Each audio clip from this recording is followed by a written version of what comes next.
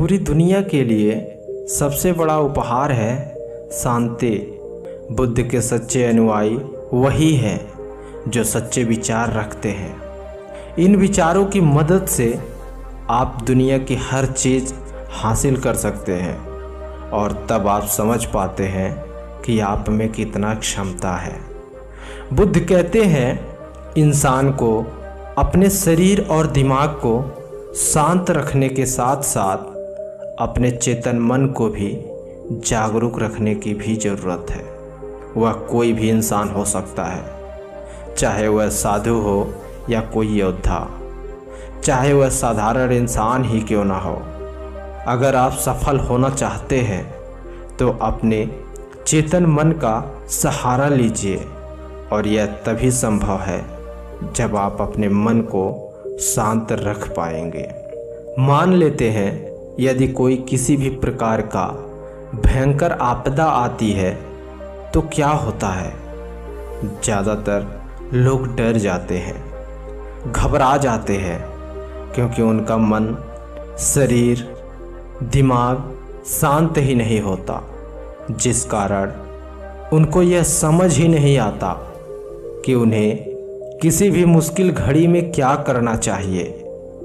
बुद्ध कहते हैं कि सही मार्ग पर चलने वाले को समस्याएं तो होती हैं, लेकिन वह समस्याएं बाद में सुख भी देती हैं। दोस्त, गौतम बुद्ध ने जो भी उपदेश और विचार दिए हैं वह इंसानों के लिए दवा के समान है।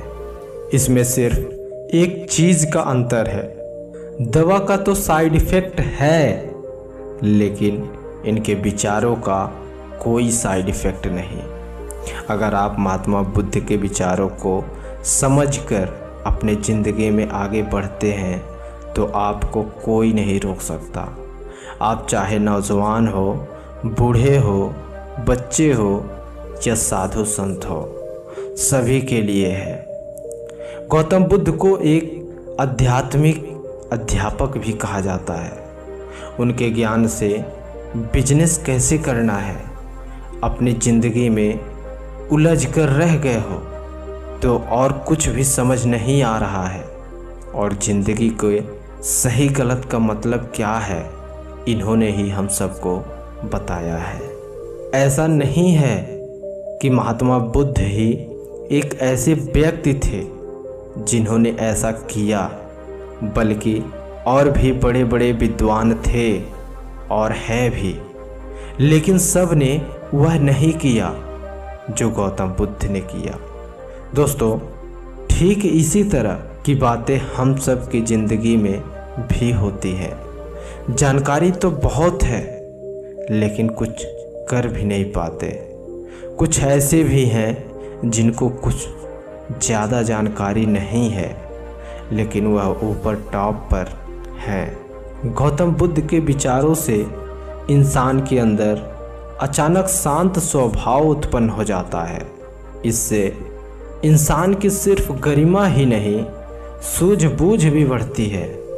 समाज में सम्मान, पर्सनालिटी और डिसीजन लेने की ताकत आती है और हमें किसी भी फील्ड में कामयाब होने के लिए ऐसी ही चीज़ों की ज़रूरत होती है।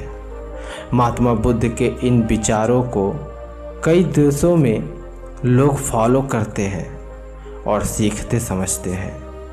बुद्ध आत्मरक्षा के लिए कई सिद्धांत और नियम बनाए। जैसे बौद्ध धर्म सिद्धांतों की वजह से ही चीन में कई लोगों ने मार्शल आर्ट में मास्टरी हासिल की। इसी तरह और भी कई उदाहरण हैं कि बुद्ध ने अपने जीवन काल में इंसानों को कई कला में पारंगत किए।